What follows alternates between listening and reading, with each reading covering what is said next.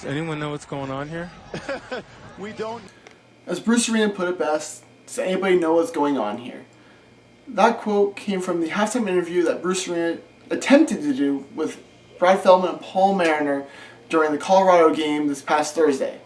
Now, it was relating to technical issues the Revolution were having with their broadcast, at least the communication between the announcers and the coach.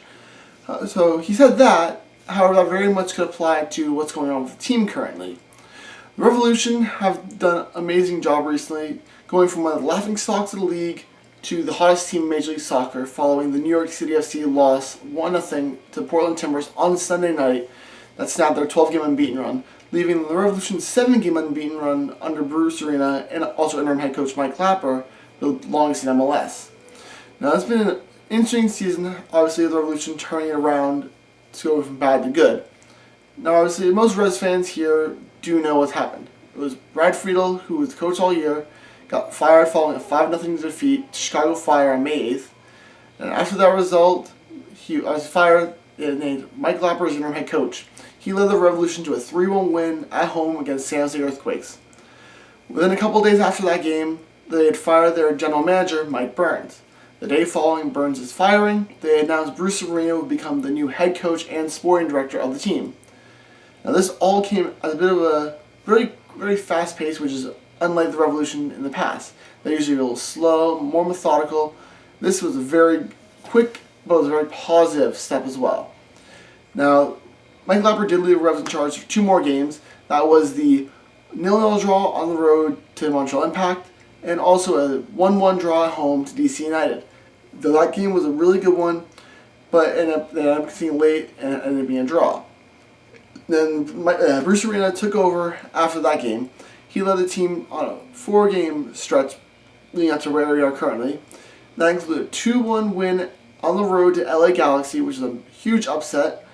Then they had a 1-1 home draw with the East leading Philadelphia Union, which was a bit of a surprise based on how things have been going. But it was a late goal by Kasper Schmeichel that gave Philadelphia Union the point. And then the Revolution had a come-from-behind 2-1 win at home against Houston Dynamo, thanks to Teal Bunbury's 91st minute goal. And then they also most recently had a 3-hour weather delay during their game against Colorado Rapids, which ended up winning 2-1, with Teal Bunbury and Juan Fernando Caicedo scoring goals. This all has been under Bruce Arena, that 4-0-3 record, 5-1-3 in all competitions, if you include the win against the Open Cup against New York Red Bulls, which was a great come-from-behind win. And they also had the defeat 2-1 extra time to Orlando City. Now, those two don't really count as much. We're focused on MLS play here. But they've been playing really well since. Playing a little bit more possession than Friedel's all-out counterattack. That's been a positive step, but it's been more than just the play on the field that's been a positive change, since the team hasn't changed too much since the original firing of Friedel. Now, one big thing is hopefully going to be announced either soon tonight on Tuesday or early tomorrow, Wednesday morning. And that'll be the signing of Argentine striker Gustavo Bo from Club Tijuana in Mexico, the Xolos. Now, he's a 29-year-old Argentine striker who scored 10 goals and 5 assists in 16 games with the Xolos so far. I've been reading a lot of stuff. Apparently he's been one of the best players, the best player in Tijuana. He's been one of the best players in Liga MX, which is the Mexican league. Been really good, and a lot of rumors are saying he's going to be a 10 or 5 million package. However, a lot of people are hoping a little bit lower. But either way, he'll be a club record transfer fee, being the record that's set by Carles Gil in the preseason this season. Now, Gil and Bo will have roughly the same wages, which is a really interesting thing. I do think Gil has been our best player this year, no question. 4 goals, 6 assists so far this season. Started every game. Now he's the captain of our side. And he's also made the OneFootball midseason team of the season for MLS.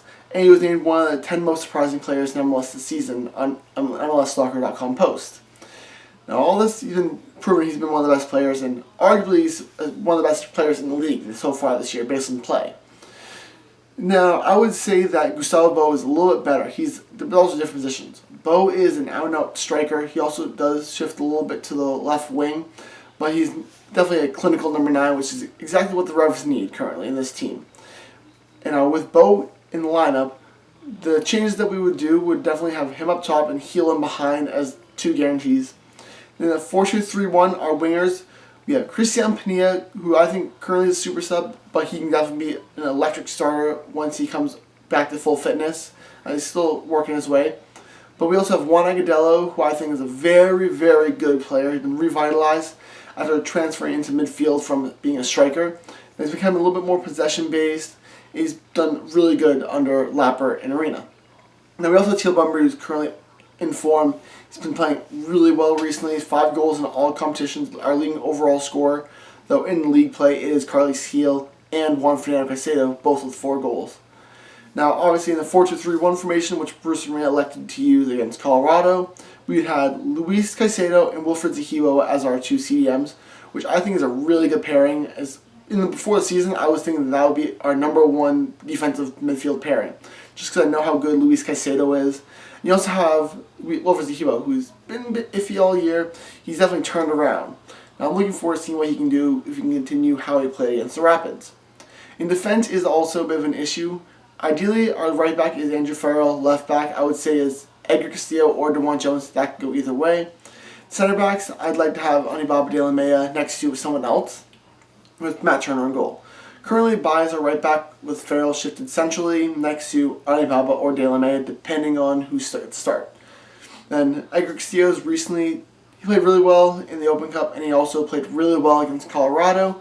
Now I'm looking forward to seeing if he can continue that, or if DeJuan Jones will take back the left back spot, which he earned recently, though he is a winger by nature.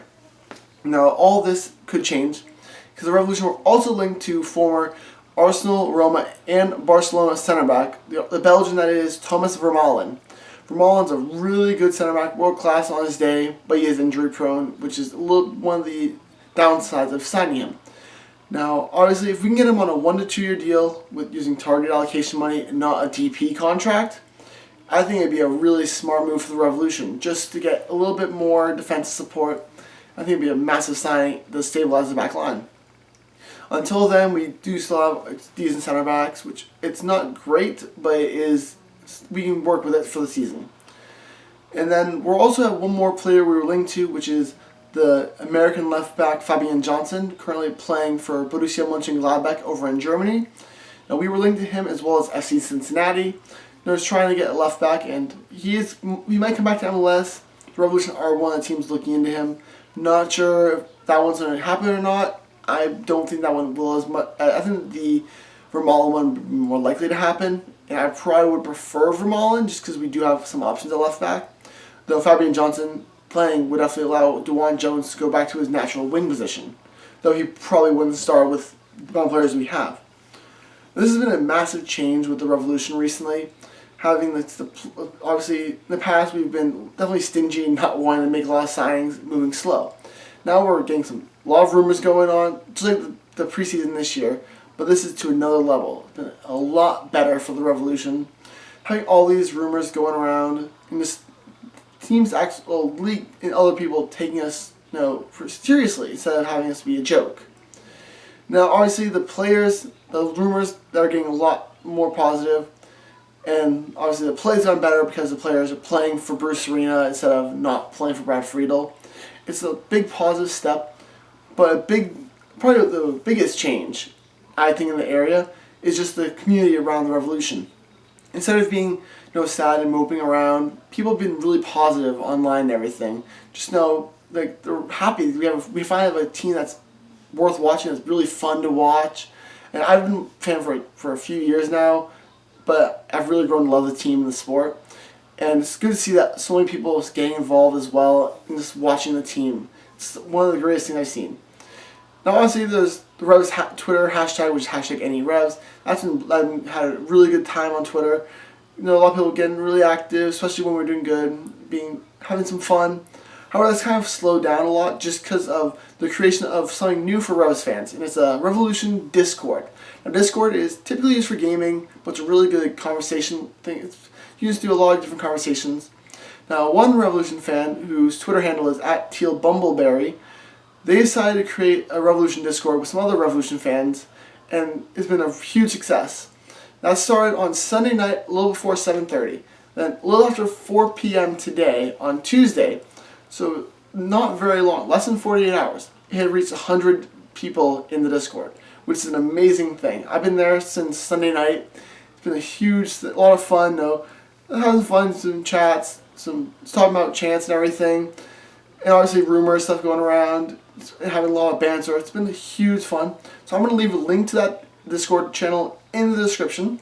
Now I want all Revs fans, if they can, to join the Discord, because it's a way to communicate, and we're going to have some like watch parties stuff. It's like this Friday night for the game at DC.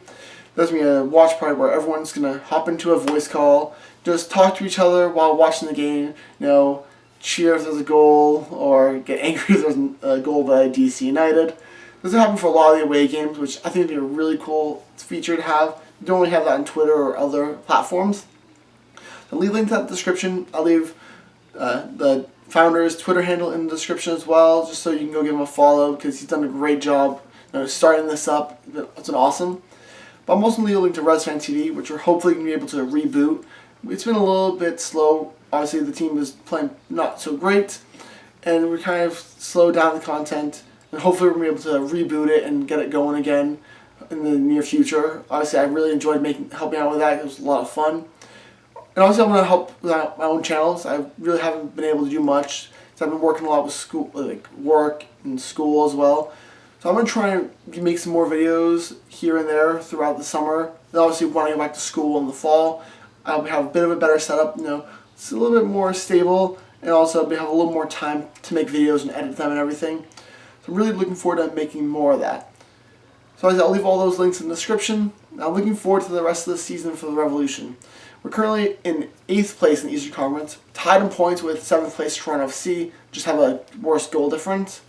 I'm really looking forward to seeing how we can handle it. We have the next few games, which are really good ones. Obviously, we have this week the Friday game away to DC United on ESPN. It's going to be really fun to see him on national TV. Then we have the potential home debut for Gustavo Bo on the 17th against the Vancouver Whitecaps, which will be a really fun one. Then we have FC Cincinnati, who's currently last place in the MLS. We have them on the road. In the following weekend, we have another home game, which will be a really fun one. I believe that was Orlando City on the 27th. Then obviously the game after that's going to be a massive one, as we're playing host to league leaders LAFC and the likes of Carlos Vela, Diego Rossi, Lee Win even's there. So I'm really looking forward to seeing how the Revolution can handle the next few games going into the LA game, as really I think we're very much possible of getting top 4 spot in the playoffs, especially with how the Eastern Conference has been playing recently.